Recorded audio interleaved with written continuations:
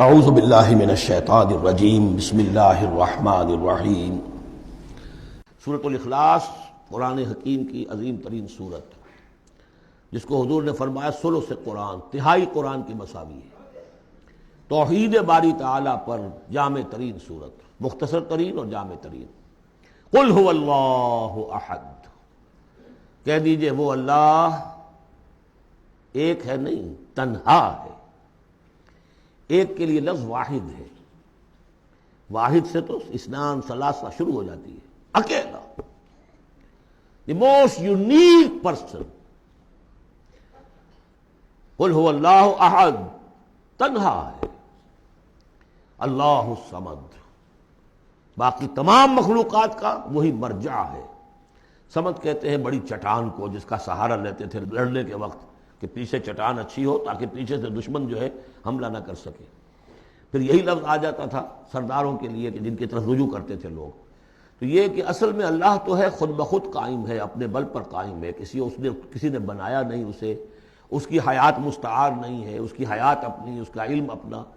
باقی جو بھی کائنات کے اندر مخلوقات ہیں وہ سب اس کی بدولت ہے۔ لا یحیطون بشیء من علمہ الا بما شاء، ان کا وجود بھی اللہ کا عطا کردہ، انہیں حیات بھی مستعار ہے، مانگی ہوئی ہے۔ عمر دراز مانگ کے لائے تھے 4 دن، اور وہ مانگی ہوئی زندگی ہے، جب چاہے گا لے لے گا ہم سے، ہماری زندگی اپنی تو نہیں ہے۔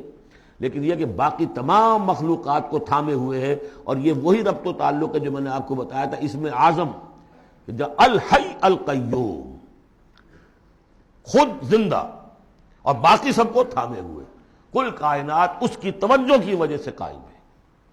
لم یلد ولم یولد، نہ اس نے جنا اور نہ وہ جنا گیا، نہ اس کے کوئی ماں باپ، نہ اس کی کوئی اولاد، نہ اس کی کوئی جوڑی، مت جوڑوں اور بیوی، مت اتخذ صاحبۃ ولا ولدا، یہ ہم پڑھ چکے ہیں قرآن۔ اس اعتبار سے نفی ہو گئی کہ کچھ لوگوں نے اس کے لیے بیٹیاں تجویز کر دی، فرشتوں کو خدا کی بیٹیاں بنا دیا۔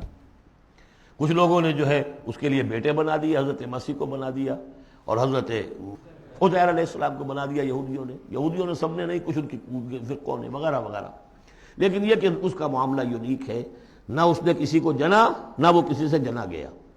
وَلَمْ يَكُنْ لَهُ كُفُوًا أَحَدٌ، اور نہیں ہے اس کا کوئی بھی، اب کفو جو کہتے ہیں برابری کا، کسی حیثیت سے اس کے برابر، کفو، ہم پلہ، ضد، ند، مثل، مثال، مثیل، کوئی نہیں، کوئی اس کا ہم پلہ نہیں ہے، کوئی اس کا ہم رتبہ نہیں ہے، کوئی اس کا کفو نہیں ہے۔ صدق اللہ العظیم۔